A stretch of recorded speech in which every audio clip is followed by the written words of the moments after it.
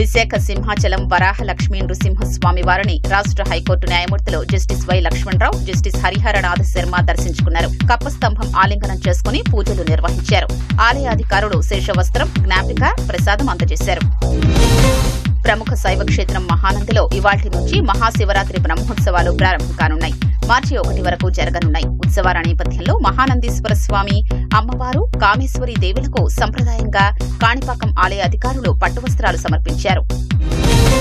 కర్నూలు జిల్లాలోని మంత్రాలయం రాఘవేంద్ర స్వామిని Kannada super star Shivraj Kumar సతీ సమేతంగా దర్శించుకున్నారు.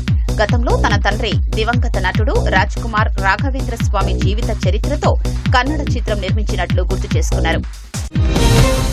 ఏలూరు పౌల్ట్రీ ఫార్మ్స్, చికెన్ దుకాణాల యాజమాన్యం, పశుసంవర్ధక శాఖ సంయుక్త ఆధ్వర్యంలో ఏలూరులో అల్లూరి సీతారామరాజు స్టేడియంలో చికెన్ మేళా నిర్వహించారు. చికెన్, గుడ్లతో చేసిన వంటకాన్ని తిని ప్రజల్లో ఉన్న అపోహల్ని నివృత్తి చేసే ప్రయత్నం చేశారు.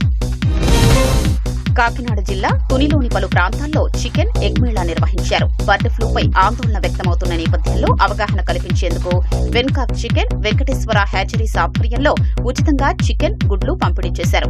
దీనికోసం స్థానికులు బారులు తీరారు. శ్రీకాకుళం జిల్లా పలాసలో కేంద్రీయ విద్యాలయం కోసం కేటాయించిన 9 ఎకరాల భూమిలోని ఆక్రమణల్ని రెవెన్యూ అధికారులు తొలగించారు. ఇకపై ప్రభుత్వ భూముల్ని ఆక్రమిస్తే వారిపై కఠిన చర్యలు తీసుకుంటామని హెచ్చరించారు. విశాఖ ఇందిరానగర్లో తప్పుడు కేసు పెట్టారన్న అవమానంతో ఆనంద్ అనే యువకుడు ఆత్మహత్య చేసుకున్నాడు. ఏడాది కింద తన స్నేహితుడు సోమేశ్వర్ పర్స్ పోగొట్టుకోగా అది ఆనంద్ దగ్గర ఉండడం చూసి కేసు పెట్టాడు. ఆనంద్ తనకు ఏమీ తెలియదని చెప్పినా పోలీసులు విచారించడంతో అవమాన భారంతో ఊరేసుకుని చనిపోయాడు.